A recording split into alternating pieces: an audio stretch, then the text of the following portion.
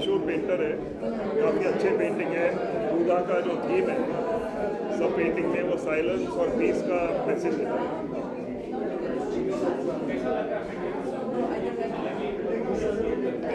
काम बहुत फाइन है, पीसफुल है, साइज भी बड़े हैं इधर, तो रूम में काफ़ी पीस आता है ऐसे पेंटिंग के साथ, और लोगों को भी अच्छा लगता है।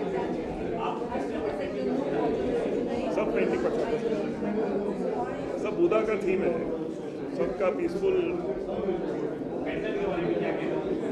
पेंटर तो बहुत मशहूर है, डिफिकल्ट लाइफ से ऊपर आए हैं, कर करके काफ़ी अच्छे पेंटिंग बनाते हैं।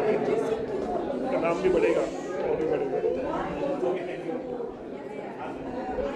आज संजय कुमार जी की स्पेसिफिक आर्ट एग्जीबिशन यहाँ और आर्ट में हो रही है। उनका आर्टवर्क, उनका जो शैली है काम की, वो इतनी डिटेल्ड है, इतनी आपको प्रेरित करती है उस विषय में खो जाने की।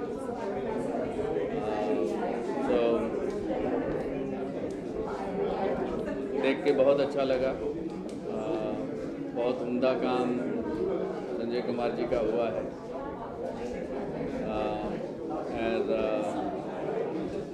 मैं आभारी हूँ कि मुझे यहाँ आने का मौका मिला। धन्यवाद।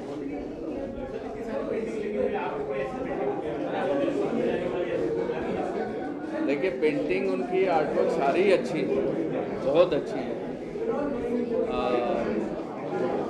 और उसमें से कुछ जो हैं स्टैंड आउट करती हैं। स्पेसिफिक तो नाम तो मुझे याद नहीं है आर्टवर्क के, लेकिन कालचक्र एक आर्टवर्क है जो मुझे अच्छा लगा, और बाकी भी बहुत उम्दा काम है, काफ़ी अच्छा काम संजय कुमार जी का। हाँ जी, तो बुद्धा देखा जाए तो Buddha is a common theme, लेकिन जो स्टाइल से बुद्धा को पोर्ट्रेट किया गया है, it is a really unique way. जो कलर्स यूज़ की है, जो फाइन लाइन ड्राइंग्स यूज़ की है, बुद्धा का जो पूरा नया रूप ही दे दिया है। तो हालांकि कोई सीजन कलेक्टर है, वो पहले कोई भी कलेक्टर होता है वो पहले बुद्धा खरीदता है सबसे पहले, धीरे धीरे फिर वो अलग अलग खरीदता है, बाद में वो बुद्धा नहीं खरीदता है। पर आज इसे देख के मेरा जी लग रहा है कि ये भी खरीदते हैं। It's a worth collecting. I full marks to the artist. काफी पेंटिंग है, काफी अच्छा लग रहा है, वीडियो में बहुत अच्छा लग रहा है। अगर बात करें सभी पेंटिंग की, तो आपको कौन सा पेंटिंग इसमें अच्छा लग रहा है, जो सबसे बेस्ट आपको? तो इसमें से ये जो पेंटिंग है, इनके जो टिपिकल स्टाइल है, जो लंबा नेक की जो कैरेक्टरिस्टिक स्टाइल है, ये वाला और ये वाला, ये जो कैरेक्टरिस्टिक स्टाइल है, ज़्यादा करके इंडिया में कलेक्टर्स वही पेंटिंग लेते हैं जो वो आर्टिस्ट का कैरेक्टरिस्टिक स्टाइल दिखाता है। तो ये मतलब जैसे कोई भी आर्टिस्ट हो, वी विठल है तो वी प्रभा है, तो उसमें लेडीज़ का लिखा है तो वही लेगा। कोई हटके बनाएगी तो वो उतना नहीं दिखता है। तो पर as a beauty I think this painting and this painting is pretty good. मैं संजय कुमार, रहने वाला बिहार से हूँ। पिछले 30 सालों से मैं बॉम्बे में काम कर रहा हूँ, और पेंटिंग के बारे में मैं आप तो देख रहे हैं, बुद्ध से रिलेटेड सारे पेंटिंग हैं, और बुद्धा को जितने भी तरह से मैं जी पाया, समझ पाया 20 सालों में, उस सबका चित्रण मैंने किया है। अलग अलग मीडियम, अलग अलग तरीके से मैंने उसको जीने की कोशिश किया है, वो आपको दिख रहा है। बौद्धों के साथ में आपने मैंने कुछ पेंटिंग में देखी है कि महाभारत का भी आपने कुछ सीन दिखाने की, बताने की कोशिश की, उसके बारे में जानना चाहिए। नहीं, एक्चुअली मिथक कथा जो हमारे जो बुद्ध में आप देख रहे होंगे, बैकग्राउंड में मिथक कथा से जुड़े हुए बहुत सारी चीज़ें हैं, उसी को रिलेट करते हुए मैंने कुछ अलग अलग समय पे कुछ अलग अलग प्रयोग भी किए हैं, जिसमें महाभारत, रामायण और बुद्ध से रिलेटेड चित्रों का चित्रण किया गया है।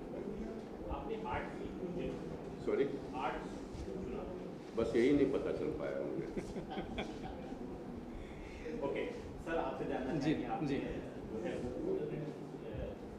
जी जी संजय जी का एक बुक बनाना, मतलब बुक लिखने के लिए जो प्रयास रहा है, काफ़ी करीब 2 साल तक हमने डॉक्यूमेंटेशन का काम किया है उसमें।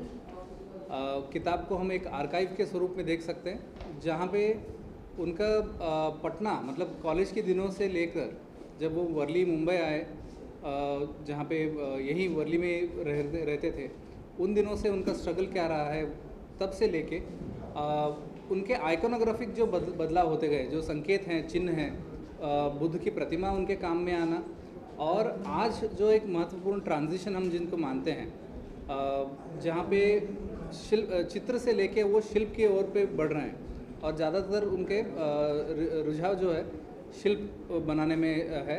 जैसे कि हम स्टैचू ऑफ पीस देख रहे हैं, तो G20 में अभी पटना म्यूज़ियम में, बिहार म्यूज़ियम में लगा हुआ था।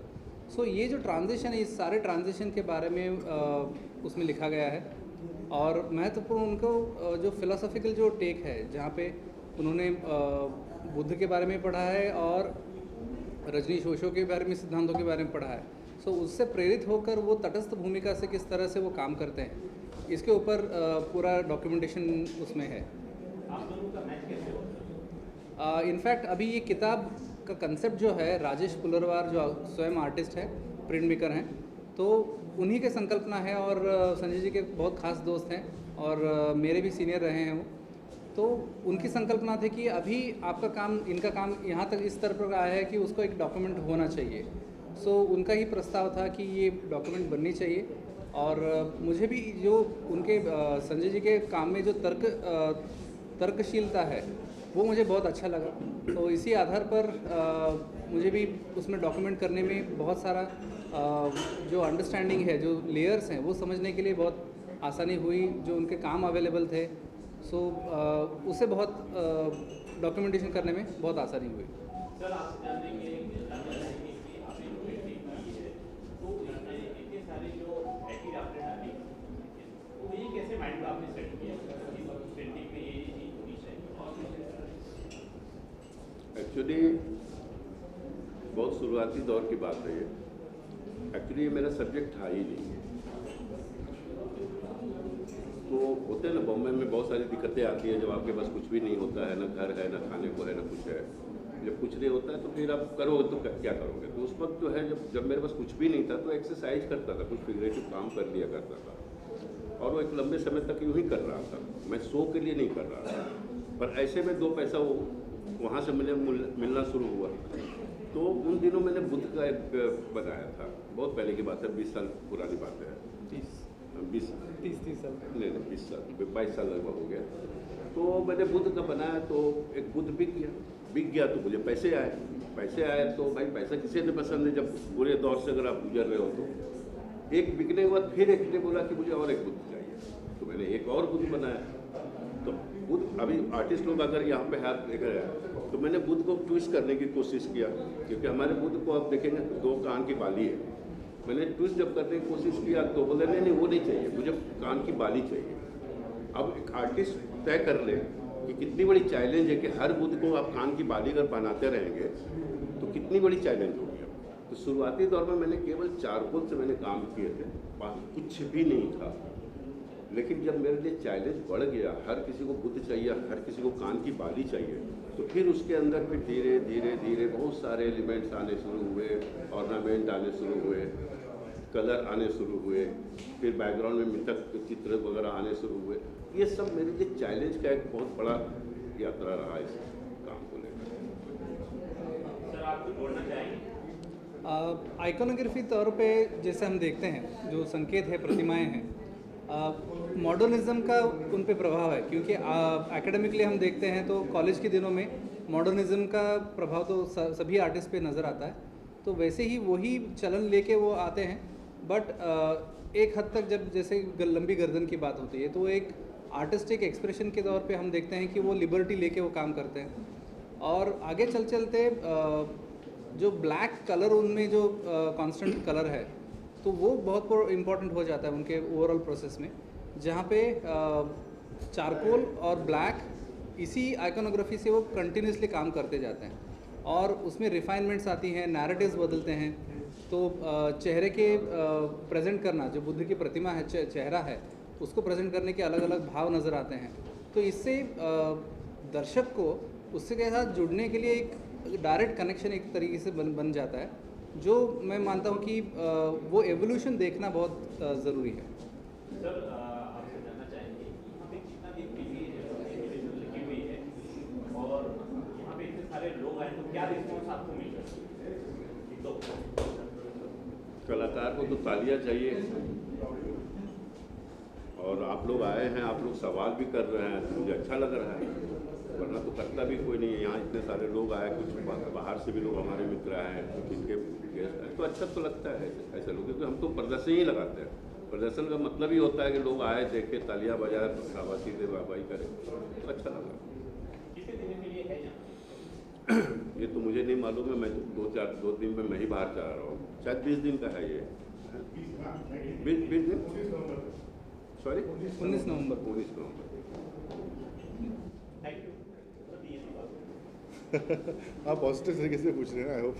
यस, इंसिडेंटली और आर्ट का ये हम 15 साल से आर्ट बिजनेस में हैं, बट पहली बार हमने एक डेडिकेटेड गैलरी स्पेस लॉन्च किया है आज।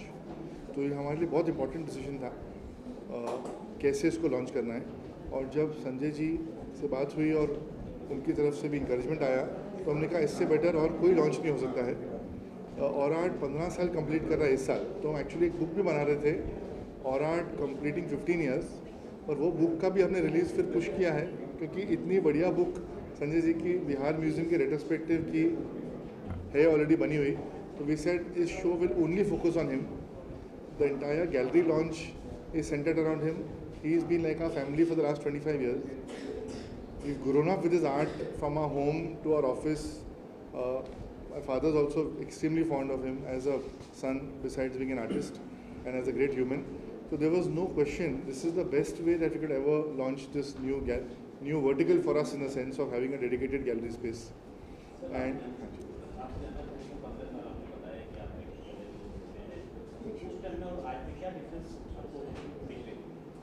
yes, very interesting. So basically अगर आप देखिए आर्ट मार्केट का एवोल्यूशन, तो 2001-2 से लेके 2008 तक there was a very strong momentum, a bull run in the art market, which was partly aided by the financial markets and real estate bull run. There was a global bull run of liquidity at that time. 2008 is when the markets peaked with the Lehman bust, and there was a sideways correction, a correction in the art market, and sideways for last 12-15 years. So वो period में क्या interesting था was art infrastructure बहुत sorely missing है India में। Gallery is one very important infrastructure जिसमें artist का काम दिखाने को मिलता है, लोगों को देखने को मिलता है। उसके अलावा आर्ट इंडस्ट्री को चलाने के लिए, ये भी एक इंडस्ट्री है, बहुत और चीज़ें चाहिए हैं सपोर्टिंग इंफ्रास्ट्रक्चर। एक बहुत बड़ा इंफ्रास्ट्रक्चर है कि आर्ट जो ले रहा है कलेक्शन, वो आर्ट से उब सकता है, या उसका आर्ट का प्राइस बढ़ गया है, उसको चेंज करना है अपना कलेक्शन, तो रीसेल ऑफ आर्ट के लिए एक फ्रेमवर्क होना चाहिए, सेकेंडरी मार्केट जिसको बोलते हैं आर्ट में। तो 2001-2 में इंडिया में ऑक्शन हाउसेज चालू हुए, तो उस ग्रोथ में उसमें हेल्प हुई कि इंफ्रास्ट्रक्चर फेज़ 1 हमारे हिसाब से इंडिया का वो था जब सेकेंडरी मार्केट चालू हुई। अब फेज़ 2 आ रहा है इंफ्रास्ट्रक्चर का, जिसमें हम भी काफ़ी भागीदार हैं, जो कलेक्टर्स को मैनेज करने के लिए collections, what we are saying art infrastructure solution, ऐसा हमने वर्टिकली स्टार्ट किया है, जिसमें हम कलेक्टर्स को अपनी पूरी कलेक्शन को डॉक्यूमेंट करने के लिए, वैल्यू करने के लिए, रिस्टोर करने के लिए, कंजर्व करने के लिए, how do you plan to transfer that art wealth to the next generation, legal and tax structure, are you buying original art, fake art, how are you managing the intellectual property laws around it. We had Mr. Anand Desai come to inaugurate DSK Legal. We helped them launch an art law practice few years back. तो सारा हम infrastructure create कर रहे हैं जो collector की उसकी art wealth, जो उसकी धरोहर को मैनेज करने के लिए, and I think that is a very important change. तो हमने अपना इसके लिए भी अपने स्पेस को ब्रेक किया है. अब ये स्पेस डिस्प्ले के लिए होगी, और 3rd फ्लोर पे हमारी जो स्पेस है वो office come restoration lab come all other services for the art market provide करने के लिए.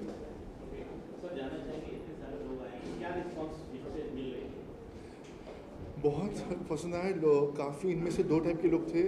एक सेट ऑफ कलेक्टर्स है जिन्होंने संजय जी का काम 15-20 साल पहले, 10 साल पहले भी एक्वायर किया है, क्योंकि इनका शो भी सोलो शो 2009 में था लास्ट, 2009 के बाद अभी 14 साल बाद हो रहा है, तो उनको एक बहुत फ्रेश लुक मिला कि पुराने सीरीज टाइप के काम भी हैं जो कंटिन्यूटी दिखा रहे हैं और नया एवोल्यूशन भी है, whether it is the Kalachakra series, whether it this series, whether it is the sculpture. So they found the continuity and growth in the imagination of the artist and the scale of the artist and his vision, and that's what they liked a lot. जैसे मनीष चौहानी जी ने बोला कि 20 साल से काम own कर रहे हैं, बट ही स्टिल सीज कि उनका अभी रियल ग्रोथ चालू होगा इस शो के बाद. तो उनको I think that is very interesting. And there was second set of collectors who had not seen his works in the past, who were completely stunned, because जो ये this art is what we think is the real art of India. जो traditional art form जो हमारा line drawing का है और detailing का है, उसको कंटेम्पराइज करके कैसे रिप्रेजेंट करना है, I think that is very important. This is the real sense of art. We had a collector's cousin come down from the US, and he said, this is what I want to see in US. I don't want to see abstract art from India, not all abstract. I think some of it that is going is not the greatest, or something which is inspiration of pop art of the US. वो तो US artist मिल रहे हैं उनको, European artist they रहे हैं. Indian artist से वो चाहते हैं जो इंडियन सब्जेक्ट है. तो संजय जी का वो स्ट्रेंथ है कि रूटेड इंडियन सब्जेक्ट को कैसे कंटेम्पराइज करके हर टाइप के कलेक्टर को अपील करता है उनका कोई काम, वो एक बहुत बड़ी ब्यूटी है. तो जो सेकंड सेट ऑफ कलेक्टर ने कभी काम नहीं देखा था, वो तो मतलब चौकन्ने हो गए. दे वो actually they all uh said we are going to come back tomorrow day after, क्योंकि अब देखा था गैलरी इतनी भर गई थी कि वो काम देख एंजॉय नहीं कर पा रहे थे पूरा डिटेल में. So we are going to come back with our family and with more details, see the art, enjoy it and acquire it. Sir, आपसे जानना चाहेंगे नेक्स्ट स्टेज आपकी क्या है? प्रक्रिया जारी है, अभी कुछ बोल नहीं सकते, पर अभी स्कल्पचर पे पहला ध्यान है, कुछ बड़े स्कल्पचर के काम चल रहे हैं.